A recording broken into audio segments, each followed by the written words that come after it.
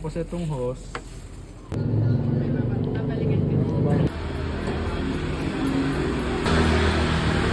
Ayan.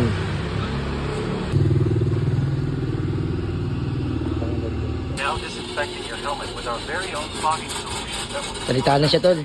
Salita na siya. Tubilay. Tsaka ano, drying. Ay, bagay yung tinatanggal. This will eliminate pathogenic agents such as bacteria on the surface of your helmet. Tanggal na ito yung bacteria, tol.